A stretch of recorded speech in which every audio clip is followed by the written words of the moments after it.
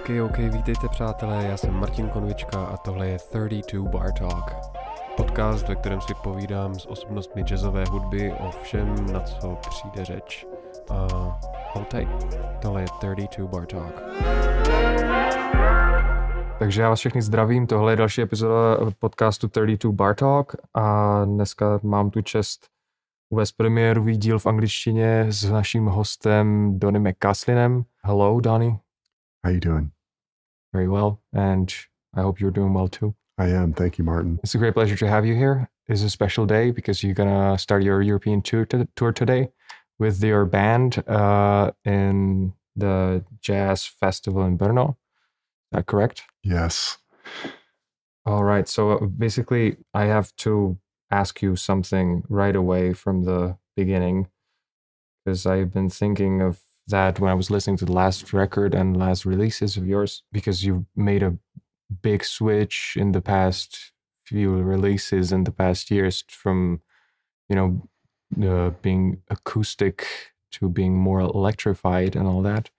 So what was the last thing you heard that really struck an inspiring note in you, or something that really made you where did you get the energy to create new material, or what did you hear last time that was like that? Well, most recently, I've been listening to the record, The Smile, the Radiohead side project of Johnny Greenwood and Tom York.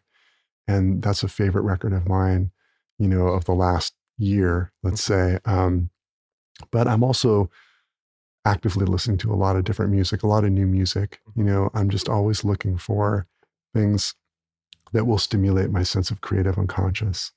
And it's just like searching out things that touch you in a way that's hard to explain in words almost, that has that effect of just almost reorienting your emotional state of being, because it's such a compelling piece of music.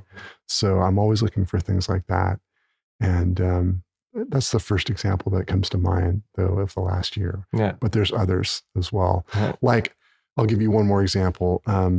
If I'm going back a little further, and when I was writing the music, some of the new music that will debut tonight, I was really inspired by Halsey's record, which was produced by Trent Reznor and Atticus Ross. And I think the title is If I Can't Have Love, I Want Power. Okay.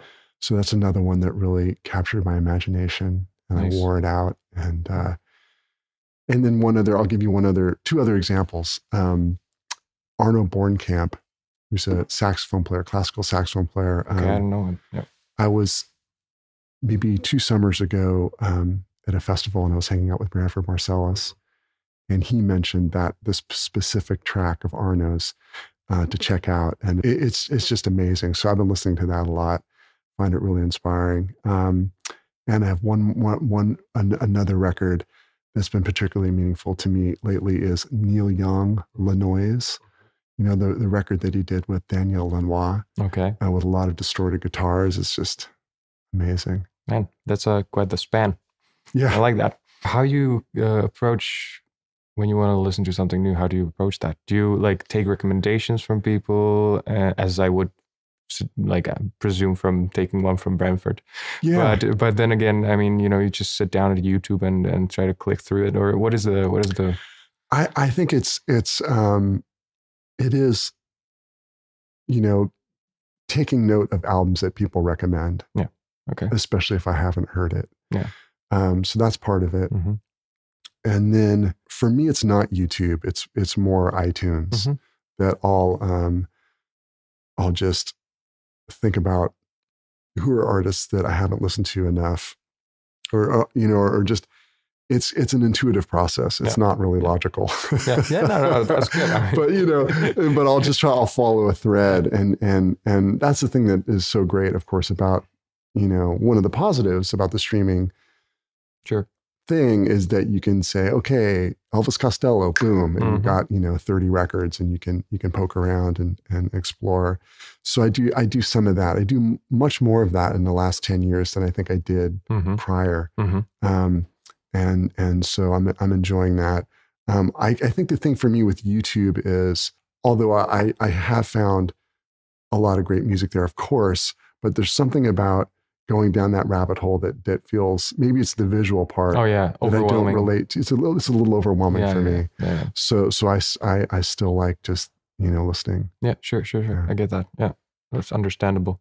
And do you like maybe go by genres, or does that ever cross your mind? It like, today I would like to listen to some classical, or today I would like to listen to. Occasionally. I mean, there was a period. Funny you mentioned that. There was a period during COVID where I thought, man, I don't listen to enough classical music, so let me do Beethoven this week or month or whatever it was. I think I said, okay, symphonies. All right. Okay. So it was, Beethoven, concept. Brahms, it was Mahler, Yeah. and I would be disingenuous if I'm implying that I listened to all symphonies by those major composers, but I tried to do a bit of that, and it was helpful.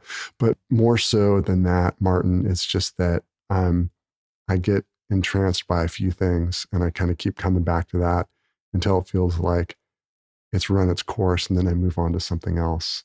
And it's not, I do think about it lately in terms of, okay, what are the new jazz releases? Oh yeah, okay, yeah. And let me look at that, and who's, okay, Ben Mundel's got a record, Julian Lage, or whoever it is, and I mean, there's a lot of things coming out, of course, and trying to take time to check out what's happening, and then also sometimes I'll go in the alternative, category and do the same, or rock or electronic music. Well, it's very interesting to hear that the feeling that you get when you listen to something that really clicks is something that you can describe in words, right? It's like maybe it's a feeling of like, could you maybe elaborate on that? Like, what is it? I mean, for me, it would be something like, I don't understand necessarily rationally.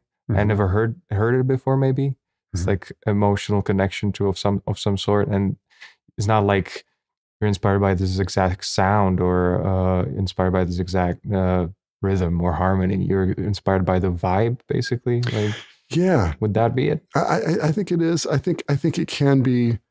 It can be all of those different elements. It's just the balance of the elements. It can be the rhythmic thing that is really compelling, or it could be some. Wow, listen to that harmony. There was something I listened to last night. It was actually Elvis Costello, where I remember there was this one song, and it was this moment of very surprising harmony, and I replayed it a couple times, and that was what drew me in. And with the smile, it's some of that. It's their, melodic content, harmonic, rhythmic, the way they put it all together. But in the end, it is what you described. It's just, I don't want to think about it so specifically. I just want to feel the vibe. Yeah.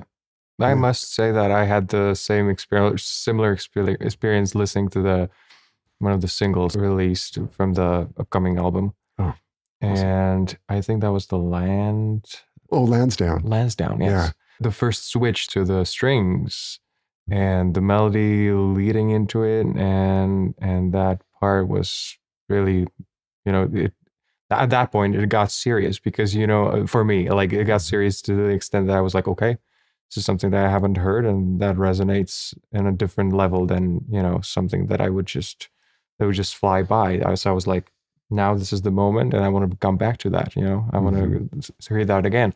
So let's just use that as a little connection towards the upcoming album. And basically, are you going to be playing the repertoire from the upcoming album on the tour? Yes, not all of it. Yep. But a fair amount of it, I would say. Right. Okay. So it's going to be a mixture of that, presenting this new material, and then also a couple brand new things that have yet to be recorded, and then some of my older songs that still feel like they resonate to play. And then we'll always play something of Bowie's, because especially with Jason Lindner, being here and being such a presence in my group for so long, and also having shared the experience of making Black Star together, I always love playing something from that with him. Yeah, sure. Yeah, that is probably very nice to come back to relive that experience. The recording is going to come out on the 16th of June. It's called I Want More. And the band that is playing the tour, is it the same band that has been recording it, or is it like the same team partially?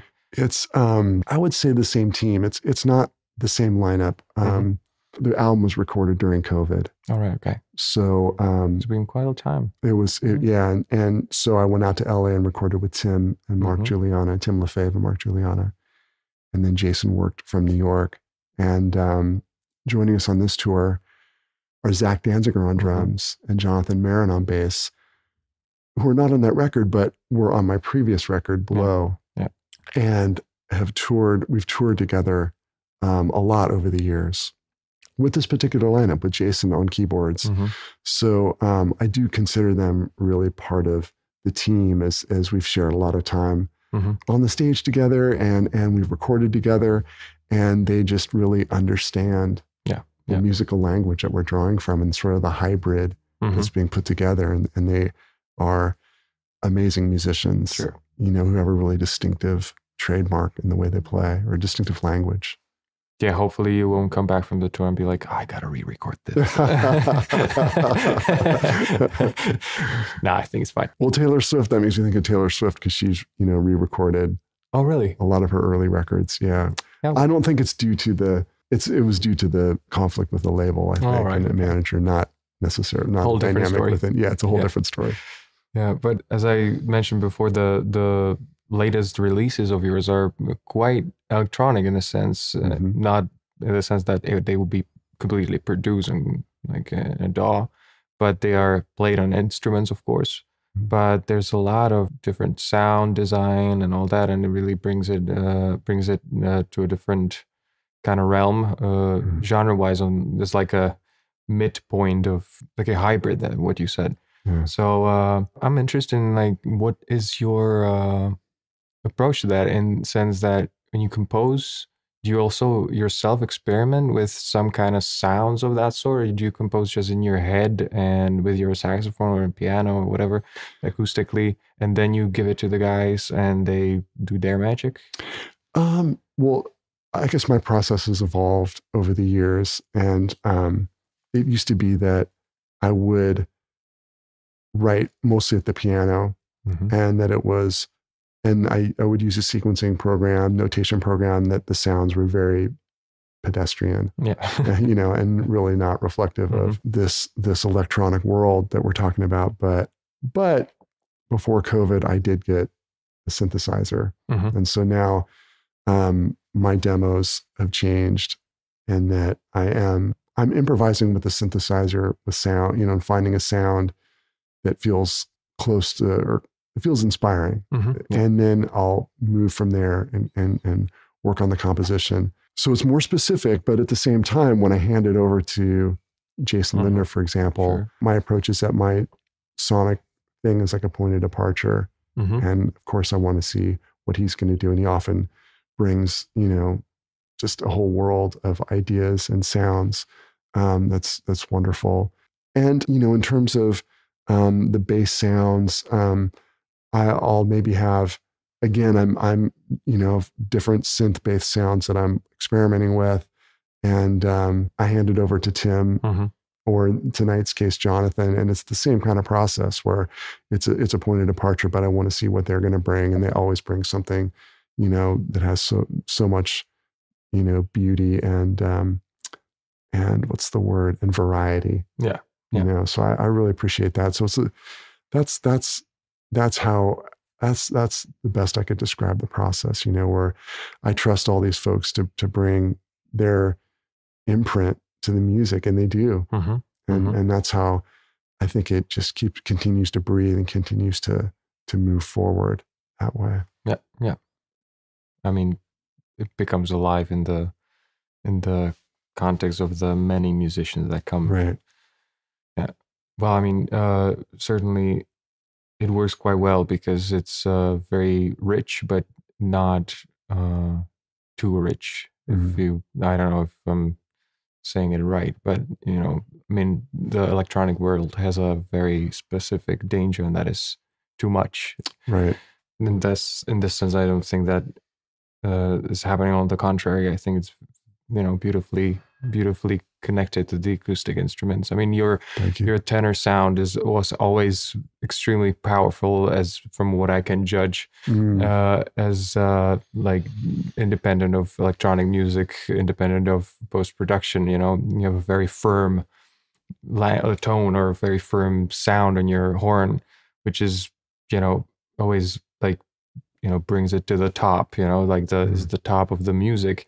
But with what I hear, you know, with the post-production, with the latest recordings, there's been more body from distortion, a little bit of distortion in the back, you know, and it kind of, you know, it's a very intense experience, which brings me to another question. Maybe I'm always interested in what is behind this intensity of the record.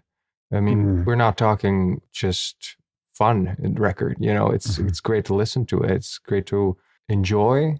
And it's music, so it's, you know, it's a thing that you can just vibe to, and it's very open to whatever you want to understand it to be. But the thing is that it has certain meaning to me.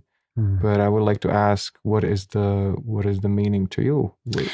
Yeah, I think there's multiple levels of meaning for me. And I was describing a book to my son the other day, John Steinbeck book that I like called East of Eden. I was talking to him about how there's just all these different storylines, and they weave in and out of each other, and just the beauty of that like aesthetic, you know? And so for me with this record, there was the immediacy of the music being written during COVID and thinking, well, I don't know if I'm ever going to play live again, or I don't know when it'll happen, and what will it look like when it happens? There's all those questions in the air.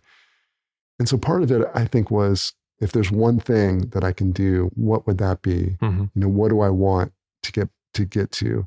And coming off a few years of touring the Blow record, which was also a hybrid, but around singing and like a singer-songwriter aesthetic, which I really enjoyed. But I think during the COVID period, I was like, well, I really want to play the saxophone, you know?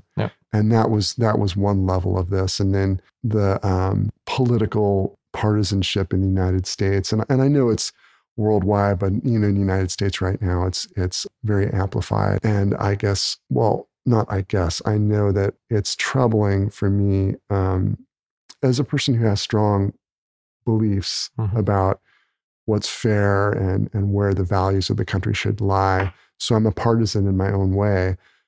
That being said, I want more out of the leaders of our country and world, you know, to come together and like not set aside their differences, but to get the communication happening again in a way that's respectful, and that where compromise can happen to make the situation better for everyone. I mean, I know that's sort of an umbrella statement, and there's so much more that could be said around it, but, you know, right now it's just everybody's shouting at each other, and it feels like it's pulling the country further and further apart. And I could shout, you know, but at the same time, I would like to also find a better way where policies can be enacted that will benefit my children and their children. And so there's that level of it, which I guess is, you know, speaking to my experience as an American citizen. But then there's also the, you know, the greater situation with the environment, let's say, you know, with the real, I hold a deep concern for the environment of the world. And so I would like to see world leaders take more decisive action to do something that will benefit humanity. You know, and part of the problem, you know, of course, is that, well, I'll give you a comparison with the American political scene, where it seems like leaders get into office, and then most of a lot of their energy is spent fundraising so that they can solidify their power and broaden their power and stay in office. And so it seems to me, from my vantage point, an aversion to sometimes standing up and doing what's right. So, you know, for me, from my partisan standpoint, you know, the last president of the United States was, you know, it was hard for me to see people of his own party not standing up and speaking out against some of the things that he did that were just terrible for the country and terrible for the world. Like I couldn't understand.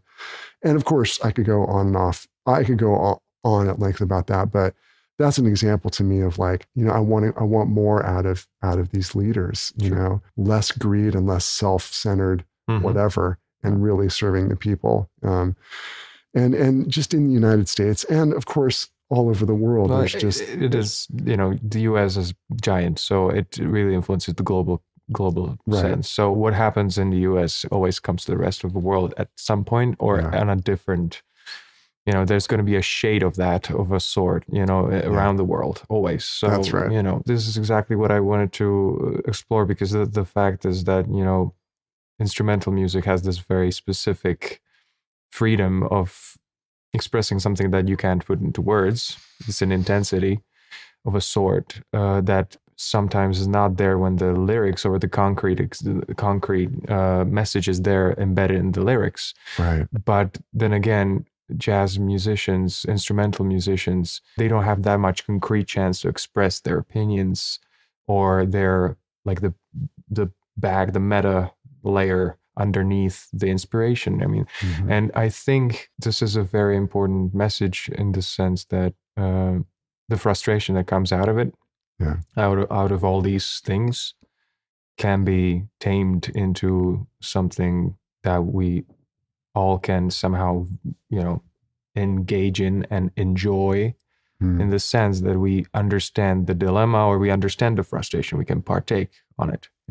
So that's something that I think makes a lot of sense, to share this intensity through music, which is always there to be just, we're here together and we gotta be all aware of what's happening, and hopefully we are, Well, and it feels like we live in an intense moment in history. Sure. Yeah. Right. Like, if the environmental side, if action, if more action is not taken, we're fucked. All of us. Yeah. It's a little... So that's, that's not a time for like easy listening. Sure. I mean, in terms of how I process that, it's no more Frank Sinatra. I love Frank, and everything has its place. But like, this is how I express that. Yeah, but the naive love songs of the jazz past have their place in their era, Right, and this is music for this era, and right now, or that's how and that's an expression of how I feel about what's happening right now. Yeah, great. So with all this intensity around you, the music probably helps to let go, right? Yeah, I mean, the process and all that. It does, and I think I also have a real just affinity for beauty and love, and so some of the new pieces I've written are super melodic, and it's back to feeling the vibe we were talking about earlier, and just trying to have some meditative thing that can feel good and feel, but with depth around it. Music for me started as that was the connection for me. Martin was an opportunity for emotional expression. When I was young, I was traumatized as a kid. I was abused as a child.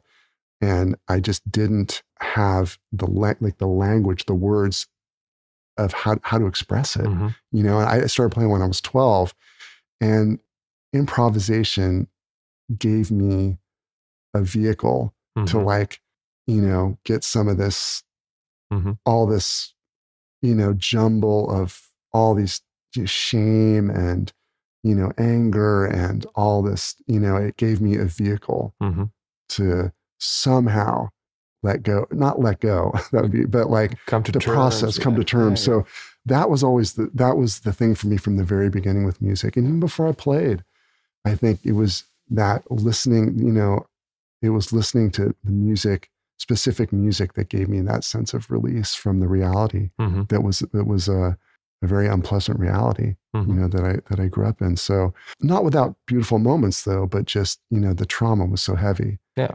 So that's always been the thing for me with music. And even now, so now I am able to put these things into words, and of course I work on it, but music still, when everything connects, there's still that transcendent feeling. It's so beautiful and therapeutic, I would say. Therapeutic, yeah, sure. It seems so, that, long journey towards one's own language and music, it's always connected to like really the process of digging deep and discovering the things that really mean something to you. And then in the end, maybe, you might be playing less notes and less flamboyant music, but it means so much that it's somehow in there, even though it doesn't seem like it can contain so much, you know. There's like one note, one strong note, you know, in a melody that brings this whole experience to life and gives maybe the listener a chance to like connect to their own experience, which I think happens as I listen to your music and as I listen to music of other great artists. It's a very nice thing to share, you know, even though you will never meet some of the people are not here anymore, you know, and all that.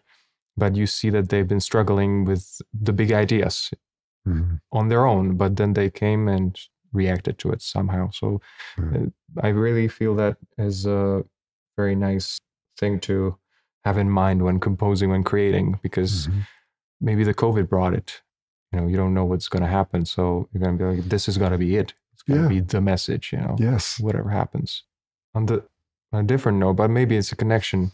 I mean, how do you feel about the amount of music in today's world? I mean, you know, this is a very important thing, like not only existential in the context of like making a living, but also in the context of like actually finding the right music to connect to, you know.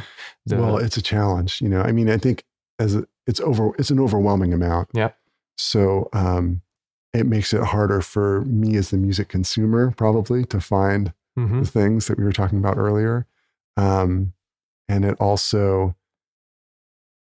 must make it hard for the general listener to find, you know, but on, you know, it's so complex, Martin, because on one hand, it's also great that people are able to, you know, that the gatekeeper dynamic has changed to a certain degree so that people can upload their music and get it out there. And there's not, they don't have to go through the structure that was dominant 30, 40 years ago. But it makes it hard for music to cut through. You know, I mean, if you're Adele or something like that, that's a whole other ballgame. Yeah, sure, you know, because there's the infrastructure to support that and to cut through, and there's the fan base and all that. But when you're talking more about art music, you know, it makes it that it's a tougher reality to navigate for myself. And also when I look from my vantage point now at the young musicians who are, you know, in their early 20s and just have finished their studies and they're trying to find their way and get their music out there. It's much more complex, along with having more freedom, but it's much more complex than it was. Yeah. I mean, there's an incredible amount of great musicians out there. There probably always have been so many, but... Well, I'm going to interrupt you here, but I wonder if there's not more now. Oh yeah, maybe there is. Because if you think about all the universities, we're talking about the jazz realm here for a sec, like you know, all the pedagogy and all the teaching and all these great musicians who are great teachers, you know, there's so much more information available. Like, I wonder, I don't know if I have the answer, but my guess, Martin, would be that right now there's maybe more people at a higher level talent-wise with more under their hands, fingers, or whatever than there was 50 years ago in that kind of music. I think that's the truth, but I don't have any data to back that up. Yeah. but you know, so on one hand, you have all these really talented people, but how do they get their music out there, and how do they develop their personalities in an environment where the traditional structure has broken down of the apprenticeship structure, you know, like just in a quick, I know we're kind of veering off the question, but I believe it's related. Like when I was in college, you know, it was like, okay, well, you know, Art Blakey's touring, and you know, he's taking young musicians. Betty Carter's taking young musicians. Gary Burton, who I ended up working with, young musicians. Dizzy Gillespie, I had a friend, Danilo Perez, who's his first gig I don't know if his first gig, but he started working with Dizzy straight out of school. There was the Buddy Rich big band. There was Woody Herman's big band, and you know, others more and more. You know, but now, you know, 30 years later, that's not the case. Yes, I know. Yeah. And that's quite tough. Well aware of that. Yeah, that's really tough for the young musician, because you don't have that like training ground of being up there, being on the road, making mistakes, or what, and you know, having successes and just having time to let that all percolate. And as you process and as you grow and you find your own language, I mean, there are artists who just have it at a very young age, I have a distinctive voice, and but I think for most people, it takes time. Sure, yeah, and I think it as I remember one Bill Evans quote, not necessarily like word to word, but what he said is that, he himself did not have the facility that at a young age that the others had. Mm. But what he feels to be interesting when he's listening to someone is that the journey, the work behind it. So the people that have actually gotten it at the beginning already figure out, they kind of very talented or whatever, like that was the message of the quote, was that he's, he likes to listen to people that had the longer journey, of that sort, in the sense that to make it really resonate or make it like mean something, you gotta know what you're playing about or what you're actually playing, which is not doing the job, but just actually make it mean something to you and then to the audience. So this whole inflation of like music and all that is, I think it's positive in many ways. Of course, not necessarily in those that we mentioned, the competition and all that, but then again, people can do it, and people are doing it still, at least each one of them believes they will make it. And maybe it's not the same case, like making it doesn't mean the same thing as what it meant 30 years back. That's a good point. Yeah. It's like you're probably not going to aim to be the next Herbie Hancock with Dizzy Gillespie doing the world tour every year.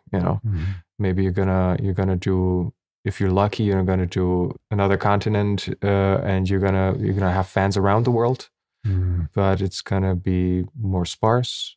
And it's just maybe people are going to start cherishing it more, the live experience itself. That's what I feel. I mean, as a listener and as a consumer of a lot of music, I think the more the music is available online and available in your earphones, the live experience stands out more compared to that. I mean, and especially in jazz, you can listen to the guys, the same record all over and over again, but then you come to the concert and you see that what they managed to capture on the record was something that you resonate with, but then you see they are fluent on the topic. You can actually hear him talking about it live. It's a different experience. It's like it's not staged. It's just, you see that it's actually happening in front of your eyes. So these life experiences, are not going anywhere, I think, unless we have another horrible experience of like, pandemic or whatever. Right. But hopefully that's not coming back anytime soon. So, I mean, the whole environment is changing, and no one really knows what is the answer to making it, or what does it mean. But I would like to ask you something about you mentioned the education, that you were a teacher too, right? You're teaching at Manhattan School of Music? Yeah, Manhattan School of Music and the New England Conservatory of Music. Okay, so like one of the best schools for jazz there are in the world. So you've been doing that for how long? 14 years. Okay. Yeah. So you were quite the experienced teacher. Do you think of yourself as a teacher? Do you think of yourself as someone who's sharing their experience? I feel that it's more sharing the experience. And part of that is just that the way I function in both of those schools is primarily as a private teacher, and that I do sort of half of a load at each school. So I'm not seeing a student every single week. And so on average, I see a student every 2 weeks. And I do have a pedagogy in mind that I follow, but it's also really based around what I perceive as each student's needs and where I understand they're wanting to go, and trying to, sharing, what I have to offer around that. And I recently, for the first time, led an ensemble, which was more of a weekly meeting, because I was traveling a little less this last semester, and it was a lot of fun. But I think to your question, I don't consider myself a teacher primarily because I'm not in there day after day. Yeah, sure. You know, with multiple classes and whatnot. Yeah, get it. What would be the thing that you would say to a young saxophone player who you teach to like keep him at it, even though you know all these problems that are on the way, you know, toward actually like, you know, coming out of the school, being a great musician is one thing, but you know, all these things. I mean, do you share this sentiment with the guys, or they probably are aware of that themselves somehow? But yeah, I try to talk about everything with the students so that they, of course, we spend a lot of time working on, you know, with a saxophone player working on the saxophone and all that goes into that. But I also do talk about what's the reality of entering into the music business right now, as I understand it. And I, you know, I don't know if I'm not an expert on that, but I can share what I'm seeing and what I'm experiencing on my end, and to try to give them a realistic picture of what they're signing up for and stepping into. That part of it, you know, is not as regular, I would say, as the saxophone and music. And there's, you know, golden rule type stuff that we talk about musically, but I do try to share the big picture business wise because it's important for them to know. Yeah.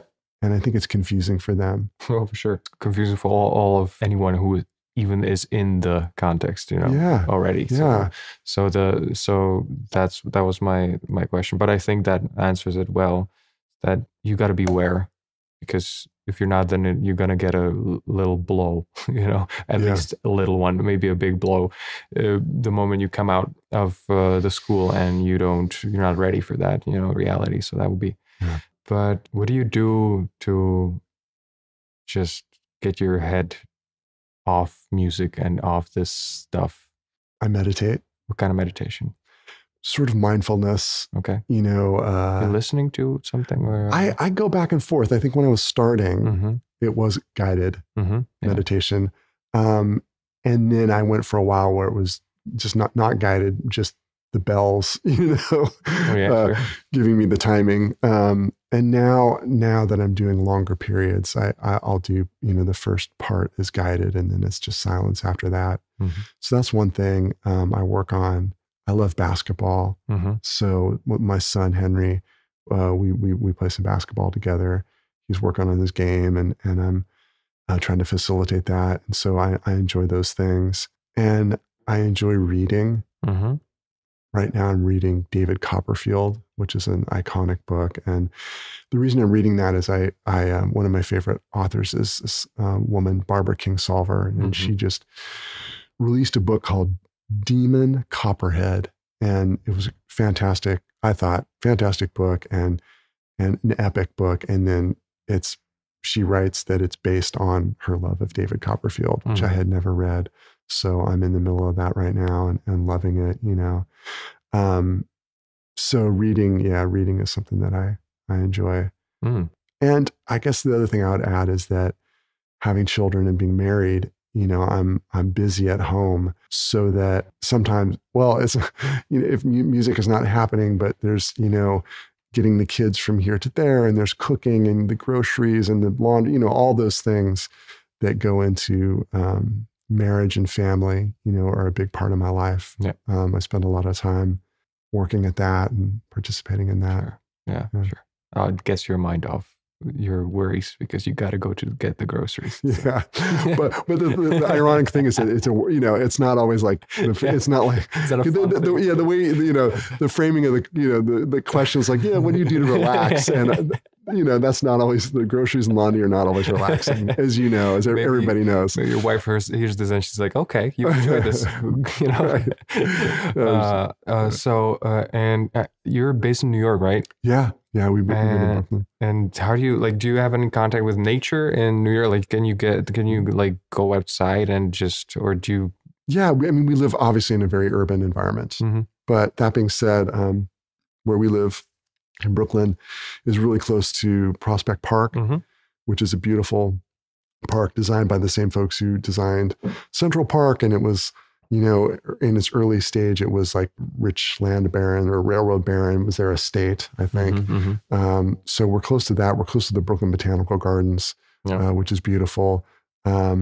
So we have access to it. That being said, we do live in a very urban environment. No, well, I guess that's you can meditate anywhere if you can do it, you know? Yeah. And these exercises with mind, I think they help very much, or you can get into a different place anywhere you are, even though you don't necessarily have a giant tree next door, you know? Yeah. Yeah. And again, it's related to, you know, the abuse, you know, the harm that happened to me as a kid, that I, you know, there's feelings still around that. And there's, you know, anxiety that comes, and there's, you know, suffering that comes, and meditation is a really helpful way to help me to be more present in the moment, you know, not be clouded. All right.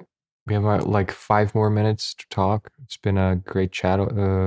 But to wrap it up, maybe, what do you expect from the tour?